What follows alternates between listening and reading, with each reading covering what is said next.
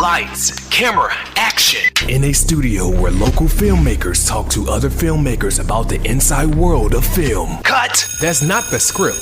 It. We'll fix it in post. Do you wonder how films are produced and what really goes on behind the scenes? Well, stand by. Filmmakers Kevin Mumphrey, Victoria V.A. Jones, and Carson Hype Ferguson explain all the details. Right here on It, We Will Fix It in Post podcast.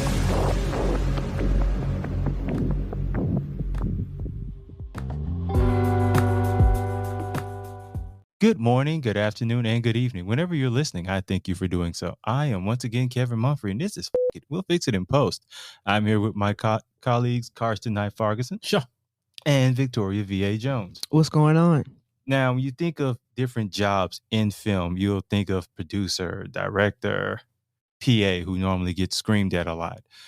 Other positions sort of like that. But you never think of a position of researcher. And for like documentaries, there's certain film that research is an important aspect of that film. Yeah, you got to get it right. So today we have someone who is in the field of research of film, Caitlin Riggsbee. How are you doing today? Hey guys, good to be here. Thanks for having me. So first, like, where did your journey in film begin? Oh my gosh. I feel like every single film person has a distinct memory of like bugging someone with a camera and being like, hey, can I take that? Yeah, that's about how it is. Yep. So actually it started way back when I used to be a singer, actually. I used to be a singer, and I bugged my parents to let me go to American Idol camp, which was a thing that no one knows about because it didn't last. There's a camp for children.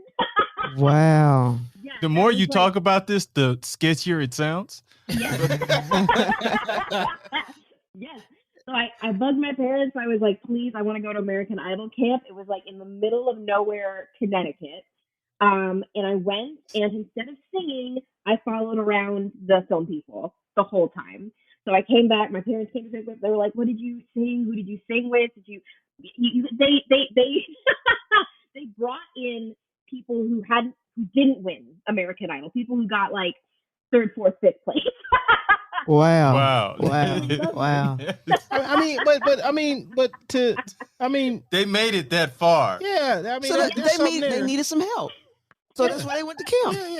Yeah. So like, hey, get them real cheap. Get them real cheap.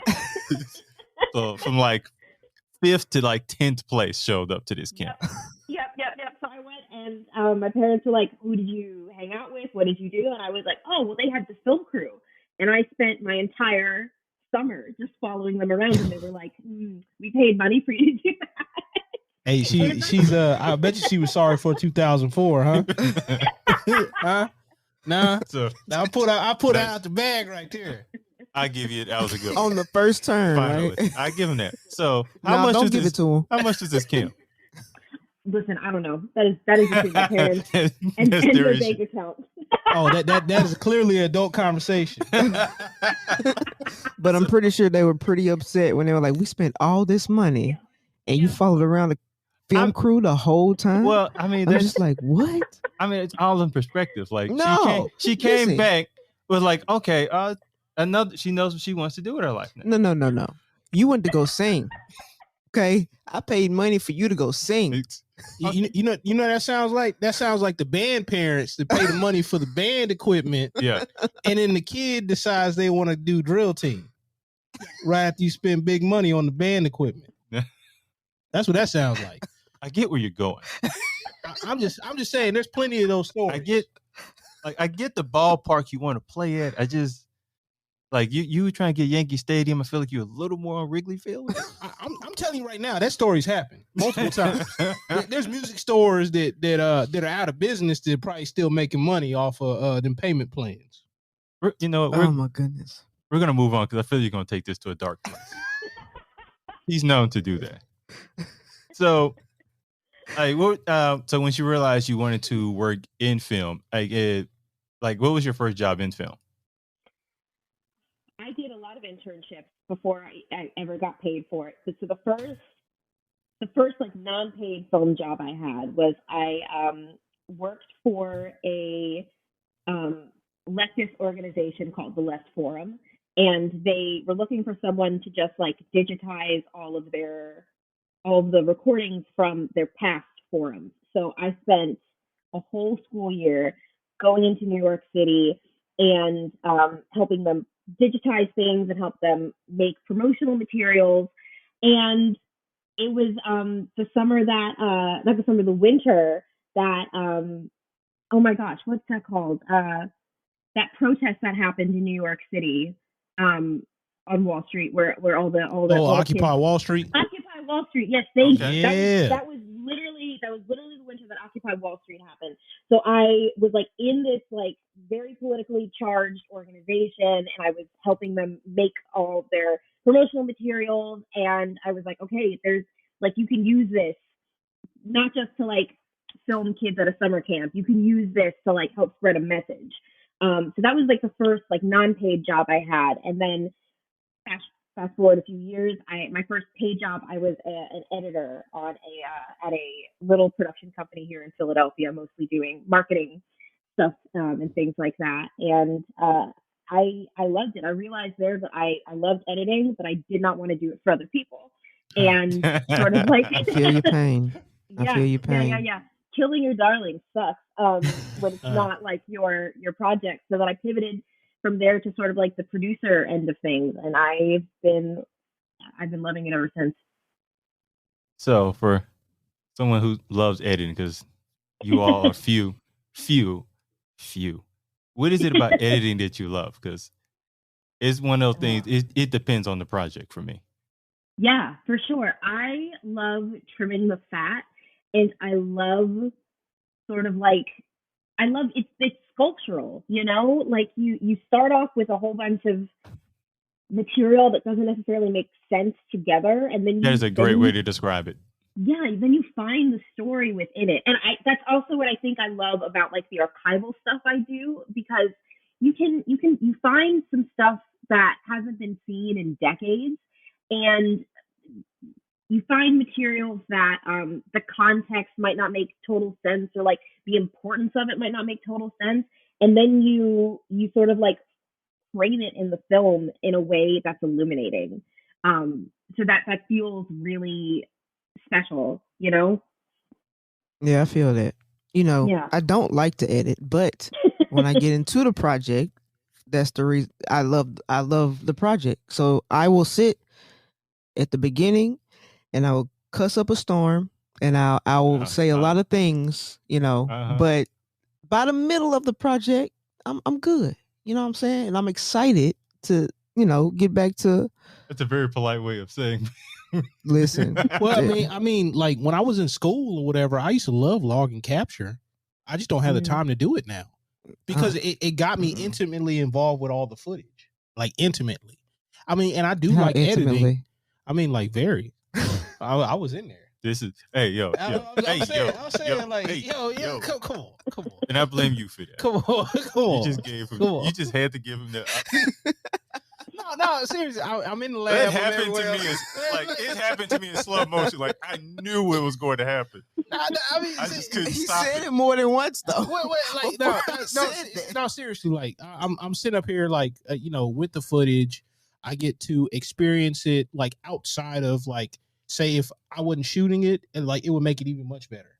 Like, but if I'm shooting it now, I get to learn it. Like I get to learn those little moments or whatever. Especially like I do a lot of event stuff, so it's like little moments I wasn't able to catch. Like in my mind, I'm like, oh wow, look that person over there. Like look at that smile. Like I know I want to use this, and I'll make little notes for myself, stuff like that. So.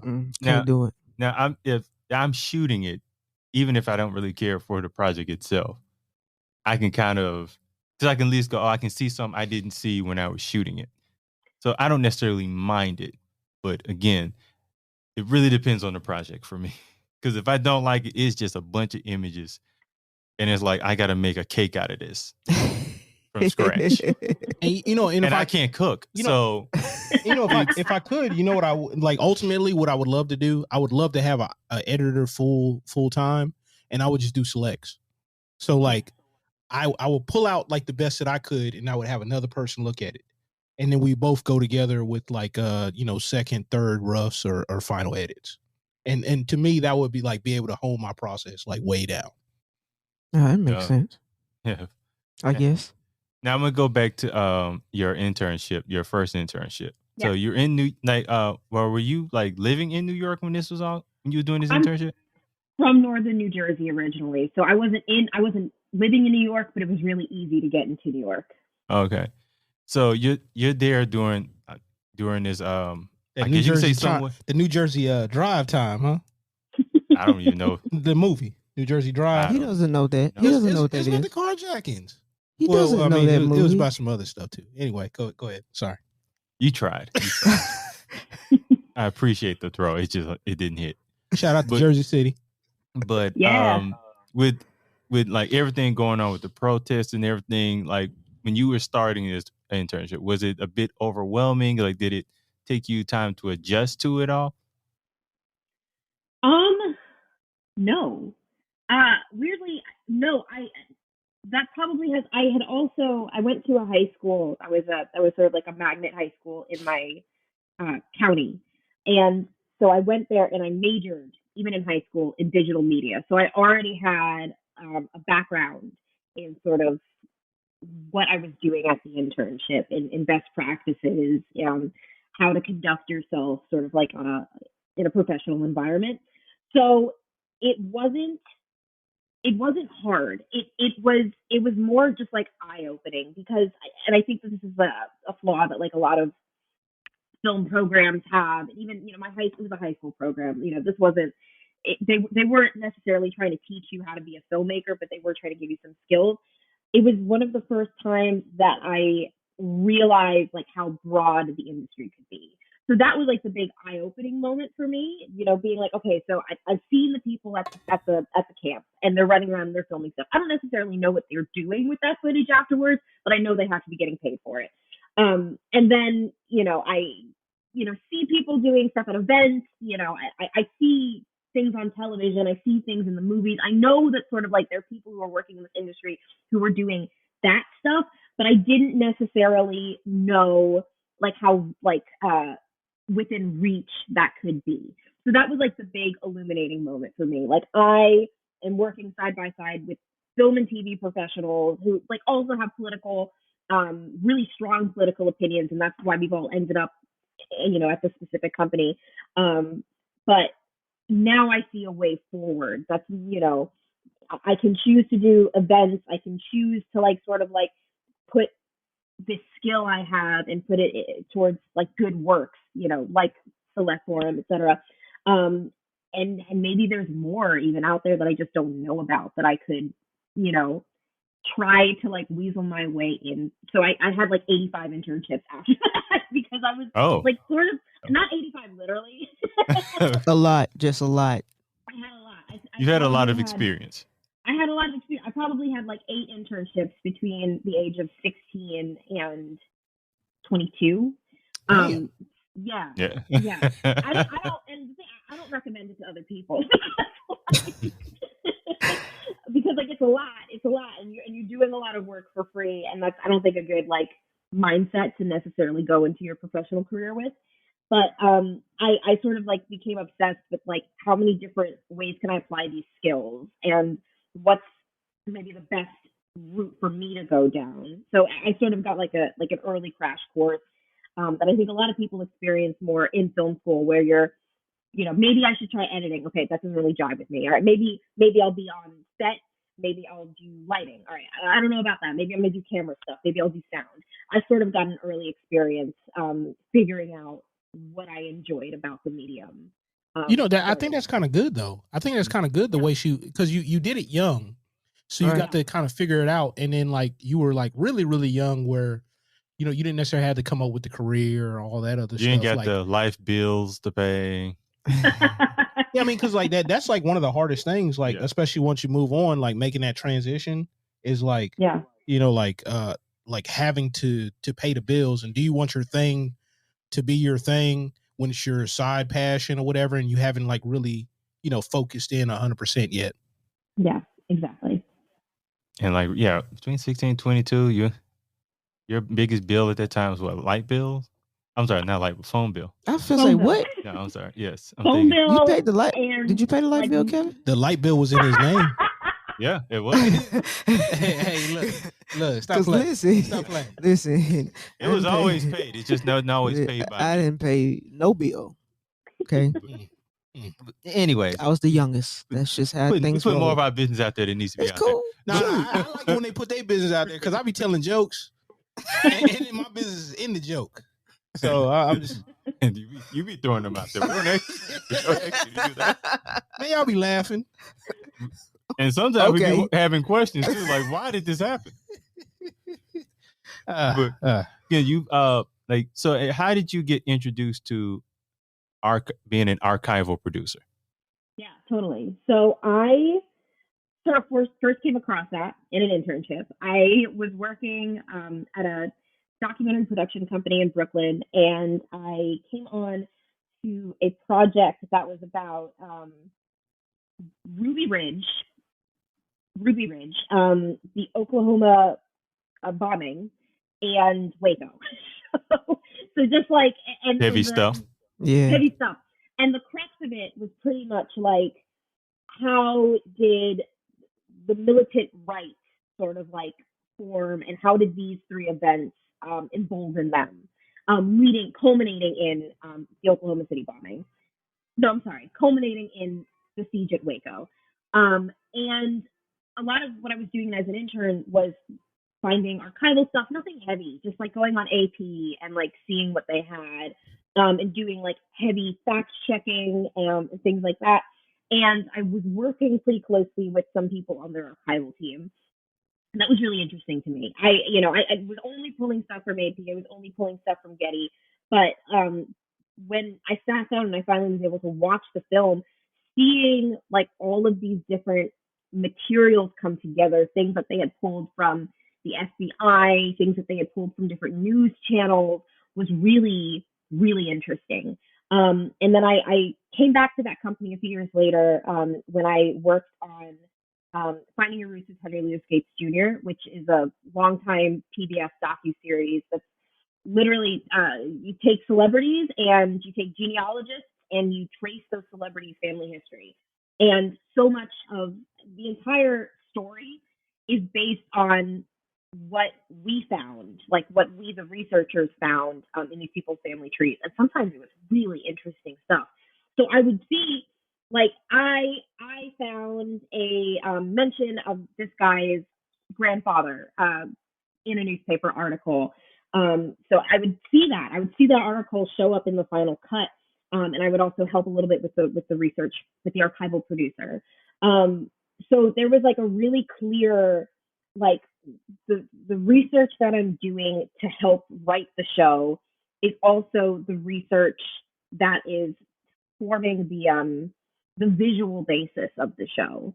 And I really loved that. I took a little detour and I ended up working on a late night show for a little while. But when I decided to come back to documentary filmmaking, I took a position as an associate producer on a movie for American Experience. And I did all of the archival research for that show. And it was really hard because I'd never done anything sort of like that intense before. But again, it was just like, okay, I'm telling the story of a Black veteran, World War II, victim of police brutality, literally the day that he's discharged. That, like, he's permanently blinded by a cop.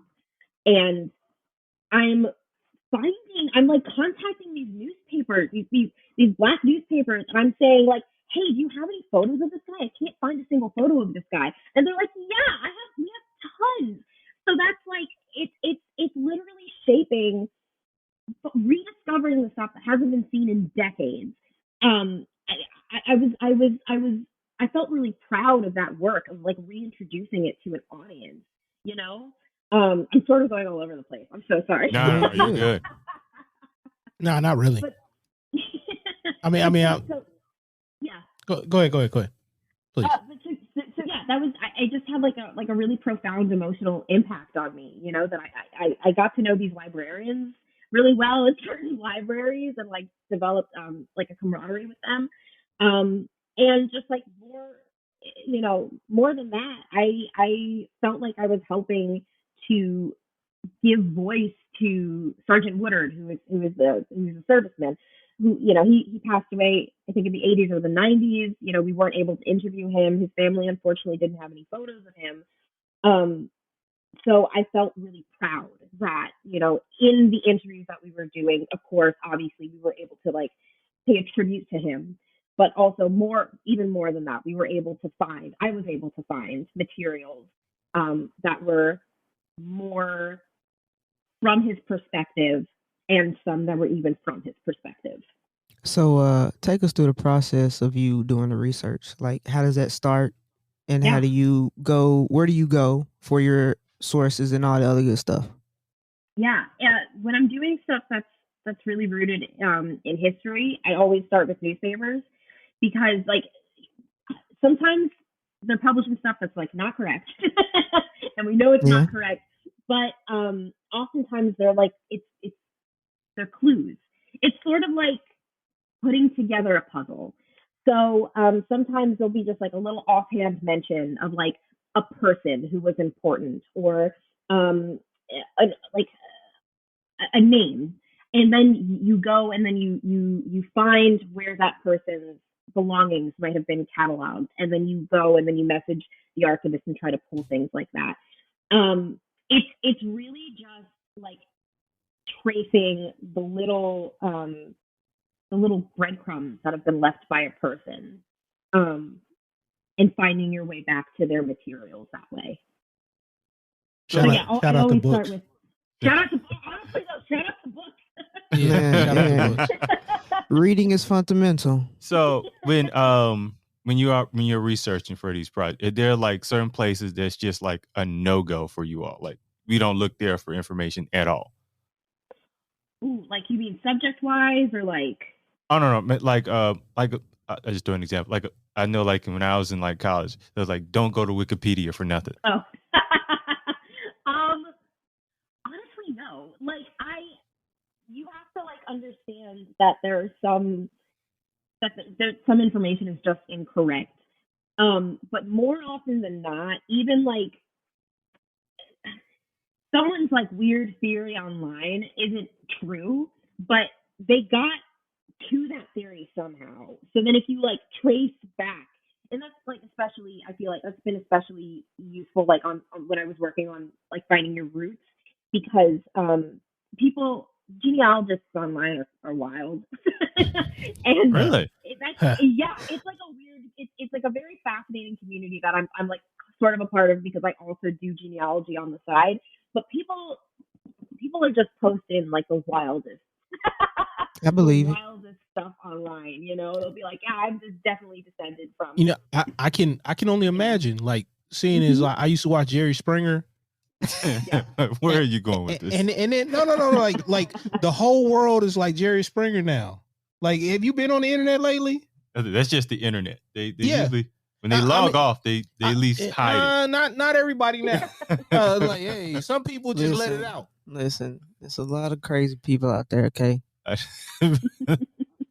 didn't expect this to go here, but a lot. So, like, so do.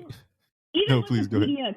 Even Wikipedia can help lead you to something new and interesting. Don't take Wikipedia like as it, but like it's always a matter of just like going back and being like, all right, so like what was the source for this? That source might be a good place to really jump from. So don't look at the Wikipedia story about the dark side of the moon. Is what you're saying to us? The dark side of the moon. Yeah, that's a Lil Wayne song. What is it? Oh, my bad. No. I mean, people that's been on the internet forever. Like I grew up with Conspiracy Brother, so please don't mind me. So, I mean, it's a saying. I've always heard the saying, but I'm just saying it's a Lil Wayne song too. It's also was it not the Far Side? Pink Floyd. Yes. He does it though. He does. I know they exist. You telling me?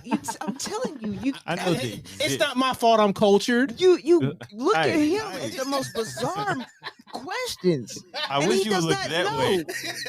Like you should have looked over here and said that to me. You should really do that. Why would you even do that? What are you talking about? Like, he knows they exist. That's it. That's all I know. All I'm doing Probably is because throwing of, it out there. probably because of the shirts. Probably because he's seen somebody with a pink No. Floyd shirt. I know people who listen to it. Yeah, don't do them like that. I leave once they start playing their music. So that's. Oh, you don't like Pink Floyd? I know they exist. Some of it's like a run-on sentence. That's what it feels like. I'm not. Am I lying? Listen, let me tell you something. That is, You're not wrong. if you're just in your room by yourself and then you just shut all the lights off and you listen to some Pink Floyd, it's a whole different atmosphere. There's times when don't look at me like that. That sounds like something that was none of my business. There's times when you listen to it, right? But then, like, there's other times where you like, probably not right now. Anyways, let's get back. We so getting away from Pink Floyd. So, and I didn't realize until you mentioned it. Basically, like with the show, Finding Your Roots, all of the information they use are basically coming from you all. So pretty much they can't really start production until you all are kind of. So, did they give y'all like a time frame from it, or are they were they kind of doing production a lot more, like whenever y'all get it?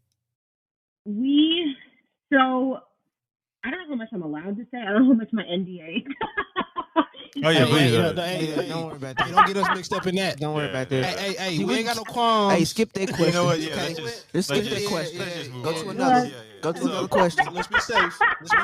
All them questions you got down there. Skip to another question. You don't want to get on Skipgate's bad side. Yeah. No. So, like, I know, like, for certain jobs, like, if you want to apply for a direct, they'll show like a reel, or you have your like resume. So, like, what would be the process for a archival director applying for a job? Yeah, so I don't have a reel. I have a website and I have a resume. So pretty much, and also like, I'm sure you guys have all experienced this. Like, eventually in your film career, you stop like going after jobs, and like you start like contacting your network first, and then people start like recommending you for jobs. So at this point, pretty much people message me and they're like, hey, we need someone to do archival for something. Can you just like send over a resume? And that's pretty much all I'm going off on at this point. My resume and my IMDb page. I mean, no, that's good though. That's good though. Yeah. Like that means you created work history, all that good stuff. But for whatever reason in my head, when I think about like this, I think about like one of those like old school, like cut the newspaper out, post it to a page and then mail it off kind of thing. A ransom note? I don't know why. That sounds like a ransom note to me. My mind went there because like, I was like, isn't that a good, I don't know if that's a good representation. You know what? Like, hey, go ahead, BA. Go ahead. You go ahead and talk. This man over here talking about a ransom note. You apply for a job by ransom? You slide it under the door. Oh, you gonna hire me? And then they open it up. And you gonna hire me? And all these little cutout newspaper things and your name at the bottom with your phone number. I'll see you Monday, or you'll never see your family again. Look, all I know is if it was in a movie with Ryan Gosling, people would eat it up. So don't put Ryan Gosling in your bullshit. What? How did we get here? I knew you were gonna take a dark turn somehow. How did you take applying to a job? I had a legit question and I forgot it. Golly. Hey, that's not my fault. It is your fault. Hey, you need to have a piece of paper because you got bad memory. No, you throw me off so bad, and I'm just like, what? I be trying to think. I keep it fun over here. Okay. I don't know what that is literally why I have paper on me, because I forgot 2 questions I was going to ask. Okay. Oh man. As we've simmered down, so like most of the projects you've done is. Most of which you do in pre, or there's anything that you do in post production? Yeah, actually, I do a lot of both. So it also really depends on the project. So sometimes the director will want to like sort of come to an interview armed with like an arsenal of archival materials that they can draw from when they're asking those questions. So in that case, especially with the freelance work that I do, I'll normally do like a first run, and I'll go through, I'll pull as much stuff as I possibly can. And in that situation, I'm looking for materials that are story enhancing or story altering. So literally, so that the director can sit down and be like, what do you think about this? We pulled this newspaper article and it had this comment. What are your thoughts on that, etc. But I also do a lot of stuff in post, and that's, especially when you're working with like a PBS style documentary, all of the visuals, or most of the visuals, are going to be archival materials. So when you get to that stage, I'm working really, really closely with the editor, and they're saying, hey, I want materials that I just watched the Harry and Meghan documentary, so that's like all in my head right now. But I have not worked on that documentary. I haven't seen that one yet, actually. I have feelings that I have thoughts and feelings. I don't know about right now. Okay. It's a good series. It's a good series, especially like the back end. I feel like, or there is really illuminating. But if you're working on a project like that, we're looking for materials that showcase Princess Diana getting hounded by the paparazzi. So I'm looking for that stuff, and that's not necessarily like because they're going to like gotcha someone in an interview, or we all know that happens. So it's not even necessarily going to alter the way that the director or producer goes into an interview, but it's more just so that like you can make the case or strengthen the argument to the viewer, like this is a thing that was happening, the emotional impact of it, etc. So I will work really, really closely through post production, and often up through deliverables, because the next part of my job is clearing all of those third party materials and making sure that everything's licensed and good to go. And also working really closely with a fair use lawyer if there are any materials that we're trying to fair use. Oh, you're definitely working with the lawyers. Yeah. You're dotting the I's and crossing the T's. I was waiting on a lawyer to come up. They always seem to. Plus the errors and omissions and all that. Those people probably love you. Oh yeah. Because they don't want to pay no claims. They don't want to pay no claims because you said something crazy. Like, what was it? The producer of Gasland got in trouble. I can't remember what the suit was about per se. The main thing, but it was about a number of things, because that particular documentary was going after oil and gas. They got long pockets. Oh yeah. So have you ever gotten, did a project and all your facts are straight, all your stuff is good? Have you ever had somebody who said, well, they got this part wrong? Sometimes not like in a story altering way. Sometimes that would happen like when I worked in late night, where the episode starts airing, and then you're like on Twitter and you're scrolling and some dweeb is just like they've got big opinions. But nothing I haven't been like pulled into like a post deliverable or delivery like discussion about whether or not we got like the facts wrong or on something. Not yet. Oh, that's knock on wherever and make sure that never happens. Yeah. Right. But one day, actually, since you brought up the Harry and Meghan, I'm not going to ask you what you thought of the documentary, but I did want to ask you, could you watch like documentaries and like take off your filmmaker hat and just kind of watch it? Oh, I have a hard time doing that now. Yeah, I thought so. Well, yeah, probably not with Werner Herzog or somebody like that, right?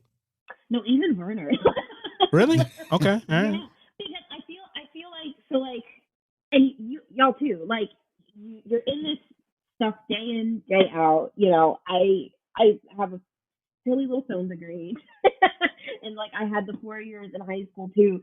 So like you eat, live, breathe decisions. So when you're watching a documentary, especially because that's what I do, I'm able to turn it off a little bit more with like fiction stuff. But like, especially documentaries, like I'm watching and I'm like, what is the filmmaker trying to make me feel? What are they trying to make me think? And how are they setting up this argument? And even if it's like a verite piece, you're still leading the audience to feel a certain way about the different characters, and you still need to get the audience to like buy into your story. You still have to have suspension of disbelief, even if it's a documentary, Right. So I find it really hard, and like even with, like especially with archival heavy stuff, I'm like sitting there and I'm watching and I'm thinking, okay, like where did they get this from? Like who did they contact? Like how many, like if I was doing this, like how many lawyer conversations was this probably? Okay, they blurred that person. I wonder why they blurred that person. So like, I feel you. I feel you on that. I feel you on that. I thought I was bad. Nah, listen, I was, I mean, Nigerian movies on Netflix aren't that good anyways, but But I mean, but listen, I was watching one the other day and I forgot the name of it, but I was trying to give it the benefit of the doubt, but I just kept looking, and this woman was sitting down and her knees were ashy. And I'm like, why did they let her get on set with her knees ashy like that? Like, that's the only thing that was in my head. You ever been to Africa? Yeah. But I'm just saying. I mean, I'm pretty sure there's a couple people in Africa with ashy knees. I'm just saying. Not on the film set though. Okay. So we know your set. It wasn't a documentary, is what I'm telling you. Everybody gonna be moisturized on me. No ashy knees over here. Hold on, let me check your knees before you get up in here. Now, like that, to me, I feel that's a bit much. But how is that much?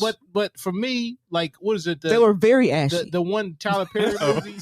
The one Tyler Perry movie was it Acrimony, where the guy was in the back, he's drinking water, and next thing you know, he's like that, like because the cuts were so abrupt. Okay, yeah, I get that. That takes me out, but I'm unlike most of my friends. But I'm saying you could. I mean, that was an edit. That was an edit problem. Somebody could have caught that. But I'm just saying, you on set. There's a lot of people on set, and they don't see this woman's ashy knees. Like, what is you doing? I think that's you just nitpicking. Because I could turn it completely off, which is like funny, unless something like really jars. No, I can't. Like the continuity issues with the all right, dude's drinking out of a cup, then it just cuts to like him eating off the plate, and there's nothing on the plate. Then it cuts back to him drinking, and I'm like, oh, whoa. Like, it took me out of the story. Now I'm go ahead. No, the ashy knees could have been about her character, like this. Oh no, no! These people were playing rich. They were rich people. So why are you rich and your knees ashy? You ever met rich people? You ever met rich people? Especially new money. I know. I don't know people. They were with royalty in front of trailers. I'm just saying they were playing royalty. So why are your knees ashy and your royalty? And your royalty. Why are they ashy? What year is this? This is now here. It's like 1800s. Like, hey, people didn't have no moisturizer back then. I'm like, God dang. She's like, oh, berries and twigs. She's like, hey, put that on your knees. No, this is now. It was now. So we move it on because there's just so many jokes, and I don't want to say them. So many jokes. But anyway, so I'm gonna go up to the line. No, I will mute your mic. Is it easier for you to watch nonfiction? I think so. No, I'm sorry. No, it's not. It's easier to watch fiction. Reverse, complete opposite. It's easier for me to watch fiction than it is nonfiction because, like, first of all, half the time, the film industry, number one, is so small. It's so small. So like sometimes like younger people will message me and be like, can we talk about like how you get into this? And I'm like, yes, do not ever burn a bridge because this industry is like 6 people strong. And that's even more concentrated in the documentary world. So more often than not, I know someone who's worked on the project. So, thinking about like who they are and like how they might have contributed, that like is always something that's going through my head. But then just like I just find I don't pay as much attention to like continuity errors and things like that just because like I'm not in the day. You're thinking of lawyers. I'm thinking of lawyers. I'm traumatized by the lawyer conversation. I almost feel like that's worse. Like I've never watched something with which law firm is going to sue them for this. So what about the biopics? Like, do you watch those? Oh, I love a good biopic. I love it. I watch it. I'm so I happy imagine you got to be the worst not person to watch it with, though. fact checking in real Yeah. time. Yeah, I can imagine you just on your phone like, I don't know about that. I Yeah, don't but know she about she could not verbalize it. She could be like writing stuff down, taking Oh notes. no. Well, Oh. I mean, I love biopics. Like that's one of my favorite, Yeah. genre of films to watch. So, I'm not a fact checker, but I be fact checking. You know what I'm saying? I be doing my research once I watch it. Well, I have a question. Okay, so like when I was a kid or whatever, I used to watch like a lot of trauma films, like trauma, if I said that correctly or not, and like Toxic Avenger, all that. I don't know kind what of he's stuff. talking about either way. So Toxic Avenger, like Attack of the Killer Tomatoes. Like, has this affected like anything you've watched in your childhood, or has it like changed your taste over time? I really can't watch a lot of that stuff now. Oh, that's interesting. I think my taste has gotten like less highbrow the older I've gotten. it doesn't like affect me looking back, but it does mean like at the end of a long day, sometimes I'm like, I don't want to think. I'm gonna put on Sister Wives, and I'm just gonna watch these white people lose their minds. So Real Housewives, huh? Look, No, that's too much. no, that's perfect. It like Sister Wives is like it. No, Hip Hop Atlanta. No, I thought he was gonna say like, was it Zeus TV? Who? Zeus? I don't know who that is. They promote it on Shade Room all the time. That network. I don't look at the Shade Room. That's the reason why. So they have like this network, and if you think You talking about? Oh, no, you talking about the one with what's her name? That was on Love and Hip Hop. that's a lot of them. No, what's the one that looked like Rihanna? Act like she Rihanna. Say none of them look like Rihanna. Or sang like Rihanna. Look. All the jokes that I make, you can tell who the messy one is. We talking about the Shade Room. No, what was the one with that Jocelyn? Jocelyn's Cabaret. It's on that Okay. network. But I just see that scrolling through social media. Yeah. That whole network. It's if you just want to just watch something messy and have popcorn, that network is for you. Nah, okay. I just go down down the street, see it, see it live. That ain't none of my business either. So I know you talking about biopics, and I saw that you worked on one. It was like Carol and Johnny. Carol and Johnny, yeah. And that you were the fact checker for that. So, like, how was your process on fact checking for a biopic? Yeah, so that was interesting. That pretty much what I did is they sent me the script, they sent me the latest cut, and what I did is I watched the film multiple times, and then I took the script, and this is gonna sound crazy because you really do have to like tap into like the most annoying part of your brain. So I watched it down and I took the script and I highlighted every single time a fact was said. And then and sometimes people are, sentences and multiple facts are happening in one sentence. So I like had to color coordinate it. And it could be something like as silly as like, my name is Johnny. I had to go back and I had to prove that his name was Johnny, and wow. It's literally like, so I took the script and I was like, okay, I need to be like the most like annoying little like 10th grader right now, and just like, I need to like literally think about like every single thing that anyone is saying in this series that could possibly be, well, that didn't really happen that way, So the process for that was incredible. They had already done like a lot of work. They already had a lot of material from Carol and Johnny because the filmmakers had been filming with them for this whole time.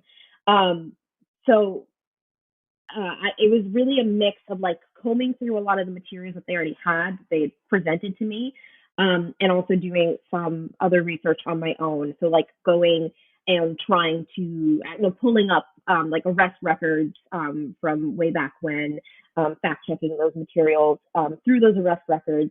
I didn't have enough time to do FOIA requests, but that's like another thing that I often do where you have the right to request documents that were created by the government. you know, depending on, you know, some things are declassified. You can't ask for like, you know, JFK stuff. But like a lot of no, they released it. They released it this week. It now. Yeah. They released it this week. Yeah. But things that like aren't a matter of like national security, you know, you can go and you can like go to like the police and you can be like, I want someone's like arrest records. I want all of the documents that you guys have from this agency. And so I didn't have time for that on Carol and Johnny, but other projects I will do that. I'll make FOIA requests for documentation, and a lot of it was like newspaper reporting and going back through and there was one thing that like Johnny kept saying where he was like, I have been, oh God, how did he say it? It was like, I was the longest running bank robber in the United States. And I was like, no, you weren't. Another guy who I found, and I was like, he's got you by like a good 5 years, my guy. You can't say that. So it's like silly stuff like that. Like a lot of times, and I think that it, you know, because most people are good people, like you assume that when someone says something like about themselves, that they're like speaking correctly. And oftentimes, if they're not, it's not out of malice. It's just because like they're misremembering, you know, or, you know, at one point, I guess he was probably the longest uncaught bank robber in the country. but you know, it's really like taking what someone is saying and then trying to parse out how many things in the sentence could be facts and how do I trace my steps so that I can prove or disprove the statement. That's kind of weird though, because yeah, to me, like I think about it like that's like every Reddit post I've ever been on, and then Twitter after 2:00 in the morning. Man, I'm just thinking you're like the worst person to lie to. I'm probably good in the moment, but like 10 days later, I'll be like, wait a minute. Like you ever had like any of your friends go, look, I think my boyfriend's lying. Could you check on something for me? Oh yeah. Man. That's a skill I feel like that like any female under the age of like 40. That's even better than working at the police department. Look, you know what I'm saying? I wasn't gonna say it, but you know, like the first 48, they want a confession. They can have all the evidence. They want a confession. What? They want a confession. They want you to admit with your own words that you did it. Talking about the Memphis episodes? I'm talking about in a relationship. You said the first 48. Yeah, like just like the first 48. They want a confession. Well, I totally didn't get what you were saying. I totally just heard the first 48. Totally lost me too. I put it together like totally, Voltron. Totally didn't get that. Come on. I just made like when you're talking about like researching for the film, I was thinking you were gonna have to go through the script and find all the stuff that's wrong, but you had to basically write everything that was right. Yeah, so that's way more work than I imagined. It's hard. I start from like sort of like the under or like the assumption that something is not correct, you know. So like even if it is like, you know, Johnny is saying like I was born on yada yada yada. Like, well, were you? Citing the records to prove or disprove it. It's an interesting skill to sort of like turn on and off, and I feel really thankful that You can turn that off. Do it. Yeah, you try. I don't know. Like I don't know. That's kind of wild to me. You ever get somebody where you be like, oh, he lying. He's straight up lying. Like you just know. Like it's I was like, everything he is saying is a lie. Like you and the director looking at each other like, it's bullshit. Hey, do you want to tell him or should I? We're just gonna let him keep talking. Okay, cool. Okay, sure. No one caught you. Not caught you. Okay. She'll find out in about 5 minutes. But go ahead. She's a professional. Like, trust me. There's that clip of that one guy that goes around talking about how he lies to all these different women in relationships with them so he can sleep on, like, have a place to stay. And this dude was like notorious, like online. There's like this whole channel. That's a love scam. Yeah. Yeah, Hobosexual. It's getting cold outside. You know, they need somewhere to stay. No, seriously, that's what they call some of these cats. Homosexual. They need somewhere to stay. It's getting Yeah. cold. And tax season coming up. They need somewhere to stay. Hey, look, that earned income credit. I'm telling you right now, that go a long way. I feel like there's a documentary about this.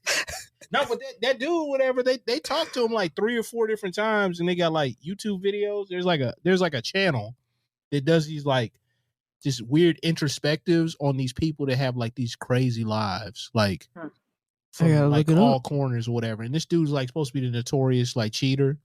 And then he got caught. He got caught cheating because he was on like 2 or 3 different little mini documentary platforms. Well, there go his tax money. And he's like, yeah, I kind of felt bad because I kind of got caught since the last time we talked. He's like, yeah, she saw me on this. And I was like, why would you go on there? You didn't think she see it? He wanted some clout. He wanted to brag. You know what I'm saying? Like you want to brag, but you don't want everybody to see it. It's a weird thing. Well, maybe you want to get caught. Maybe that's what it was. It's like, maybe so. Maybe he was getting tired. You know, maybe you know. He got what he wanted. But now, are you like working on documentaries and nonfictions? Kind of. Would you want to work in fiction in any capacity? I'm open to it. I just haven't. And I don't know. I feel like I might have to move to really facilitate it. I've like gone remote and I moved to Philadelphia because like documentary production, I think really has shown that it can accommodate that over the past 3 years.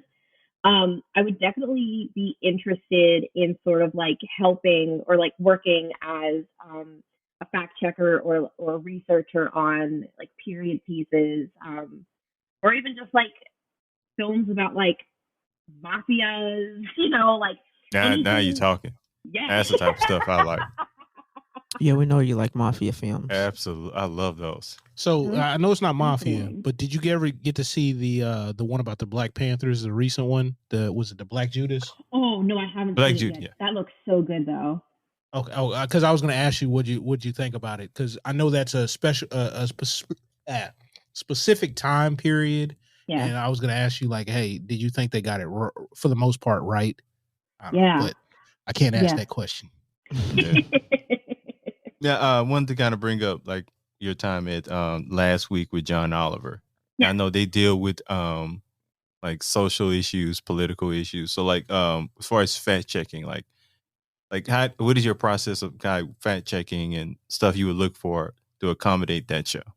Yeah, it was really similar. So I worked under like really an incredible team of producers who all have backgrounds in like heavy, hard-hitting journalism. And they really altered or like really helped inform the way that I approach fact-checking because they all are just such incredible journalists. And I think that's like one of the things that makes that show so special is that it is really funny, but it is like hard-hitting journalism at its core.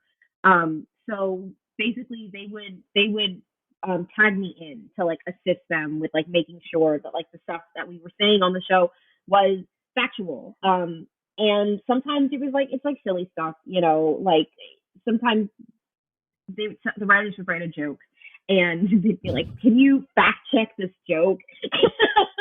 Just so that like, because there's always someone like on Twitter who's like, well, actually, that's not how that works.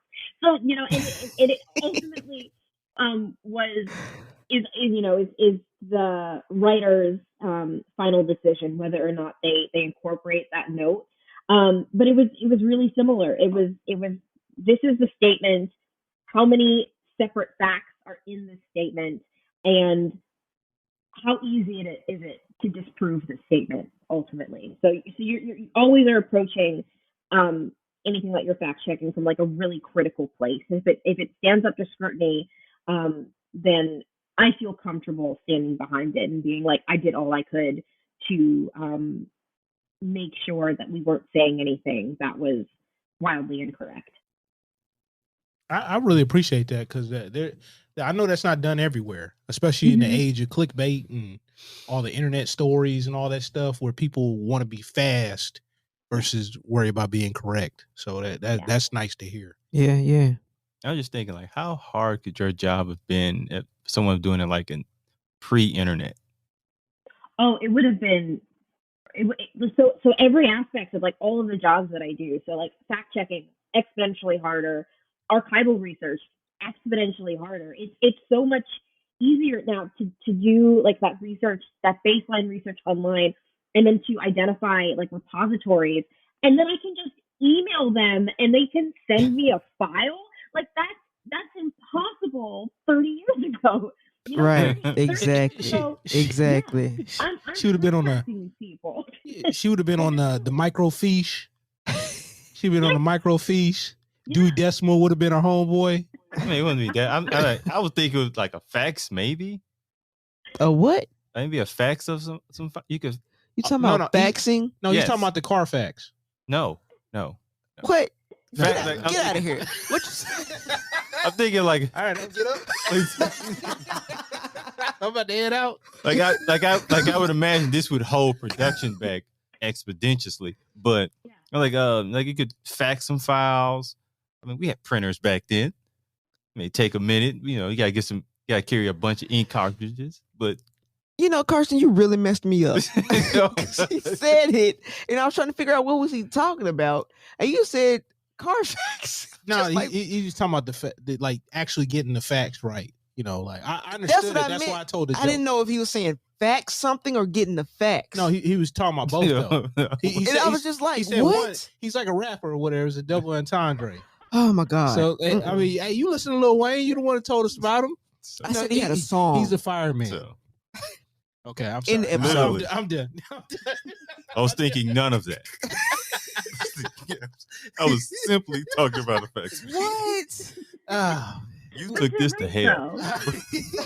For real, like they would mail you like high quality copies of this stuff, and you would have to like you know, a lot of what I do is like organizational, so it's pulling in archival materials and then renaming it and making sure that I can like go back and then license that material later. So it's all like very like database driven. But like that database used to be physical. It used to be like in the office, just like catch on fireable. Like that's insane to me. Oh my goodness. Now, do you think that since like getting information is a lot easier now, and you do see a lot more documentaries are being produced and it's a lot more popular, do you think that is kind of part of why more documentaries are being made? Yeah, I think documentaries are way less expensive to produce than most fiction. Absolutely. TV shows, movies. You know, like I'm working with some friends on I'm helping to produce a documentary with some friends, and we're losing our minds because the budget is like $1 million. That is nothing. That is nothing in the grand scheme of like I understand you when you say that. My wallet doesn't, because wait, hold on, it's not $1 million. Hold on, I'm sorry. No, it is $1 million. It is $1 million. It's $1 million. Yeah. The fact that you had to think about it. yeah, but I mean, it's all relative. It's all relative. $1 million is a lot of things. Yeah, but it's not relative. It is relative. Like if you're Jeff Bezos, $1 million is not. We are not Jeff Bezos. But there's a lot of people that are millionaires and multimillionaires where it be relative. You know, it's a lot more people who are millionaires than what you think it is. I know. Yeah. I was talking to Kevin. Well, guess who ain't one of them? Well, with that attitude, mister. I hope one day that I can say something's just $1 million like it's nothing. No, you know what? I don't think they'll ever have that mindset where they'll be like, the left side of my body $1 almost fainted. Well, it's just $1 million. I'm like, I don't Kevin, think you they're have gonna say anything like You that. have to think it, believe it, and it will happen. Okay. Well, Oh, she talking about the secret. She talking about the secret over here. You seen that? Yeah. The what? The what? I know my bank says I'm just broke. You never seen that movie? The Secret. The Secret. It's about the law of attraction. Yeah. No. So you can sit in your house, you can sit in your couch playing PlayStation, and it'll just come to you. That definitely. See, I feel like you're going somewhere dark That again. definitely ain't that. That definitely. We just No. You're supposed to work, but like people like talk about it's basically the whole thing about the manifest. You got to put effort into it. About the manifest stuff, but a lot of people don't put effort into it, and they just think, oh, they can manifest. Oh, okay. I'm a manifest. Let me try to manifest some money then. Like one of them shipping things. Manifest. see, yeah, you lost me again. All right, anyway, even like a low budget film is like anywhere under $5 million, you know? So like I don't even know how we started talking about this. Oh, so okay. The budget. Yes, budget.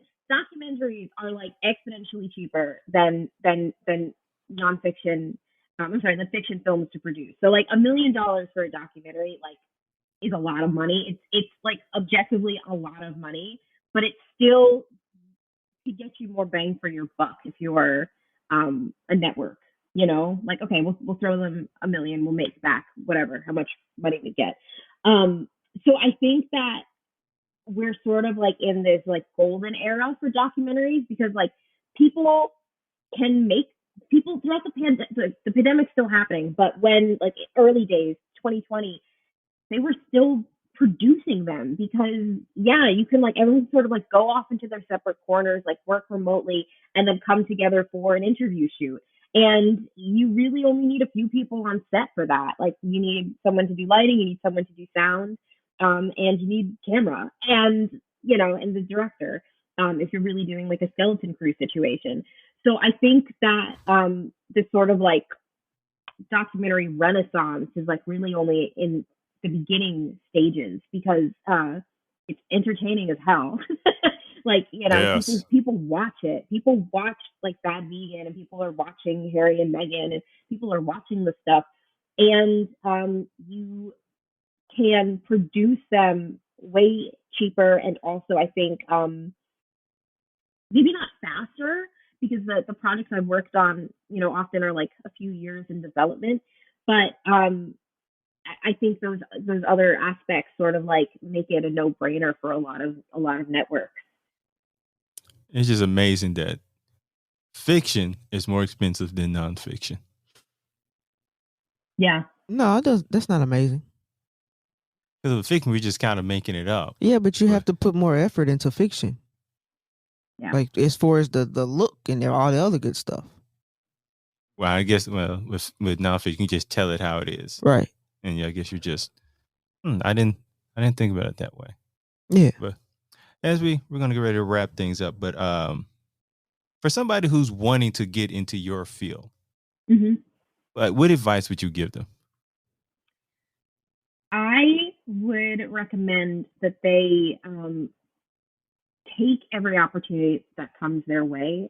I think that one of the things that's the most fascinating to me, and for someone who's like working in documentary, is how weird everyone's path is. And I think that goes for like the whole film industry as a whole. Like no two people have the same path that they've taken to get here, even if they're in the same exact place. Right.